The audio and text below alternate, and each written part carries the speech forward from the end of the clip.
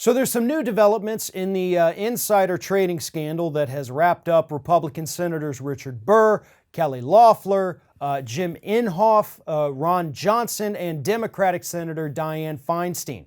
According to people familiar with the case, the FBI has now started reaching out to these people accused of insider trading to just, get some information about what really happened. We know specifically at this point that the FBI has in fact reached out to Republican Senator Richard Burr. Burr has denied any wrongdoings, even though, as we have discussed at length, Burr sold off most of his stock that was subject to tanking after a confidential coronavirus briefing in the Senate. Now, selling off your stocks based on information that is not available to the public is considered insider trading, and that is illegal. So the thing the FBI is trying to investigate right now, or at least it seems like this is what they want to investigate, what was the motive for the stock sell-off? Maybe Richard Burr had gone into that meeting already thinking, I'm going to sell off all my stock. I'm tired of it anyway. All right, what's this virus thing we're talking about? Okay, yeah, whatever. I got to go sell my stocks. Totally unrelated. And if you believe that that's what happened, then I don't think there's any hope for you at all, because that's definitely not what happened. Richard Burr went into that meeting. He was told how bad this was going to be, what the potential impacts on the economy could be, what the impacts on the stock market could be. And he left that meeting and said, oh my God, I got to start selling. I'm going to lose about $1.5 million if I don't sell, because the guy owned a lot of stock in hotels. In fact, he would have lost at least $100,000 just with his stock in Wyndham Hotels. But see, to me, Richard Burr's not the big fish, right? That's Kelly Loeffler, whose husband is the CEO of the company that runs the New York Stock Exchange, who he also, by the way, managed to sell off all of his stocks before the crash happened, just like his wife, Kelly Loeffler. So I have to imagine if the FBI is looking into Richard Burr, they have got to be looking into Loeffler and her husband Sprecher, right?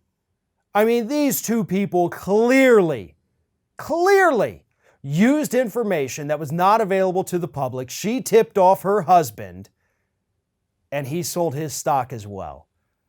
Prove me wrong, Loeffler. If you want to claim that this didn't happen, prove to us that you did not go out there and tell your husband about this and then he sold his stock too. Or you both just happened to miraculously sell your stocks at the same time right before the crash. You dumped the companies you knew were going to tank, but you then invested in companies that people would have to utilize if they were working from home. Either you are just the most amazing stock trader on the planet, or you used your insider knowledge for your personal financial gain. You can lie all you want, folks, and this goes to both Democrats and Republicans who have engaged in this. But the FBI is on it now.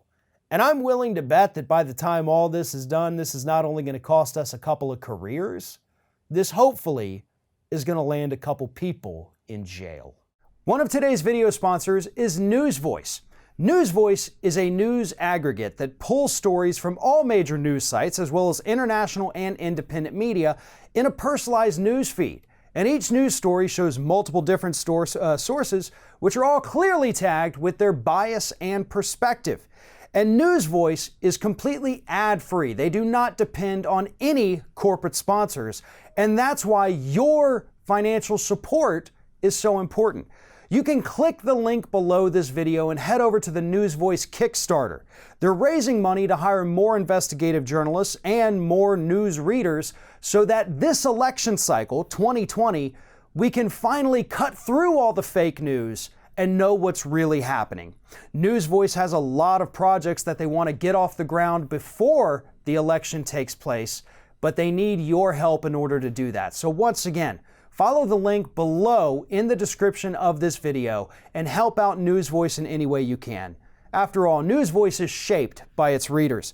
You can upvote stories that you find interesting, you can add stories, you can add missing links that you think give people a better understanding of the story.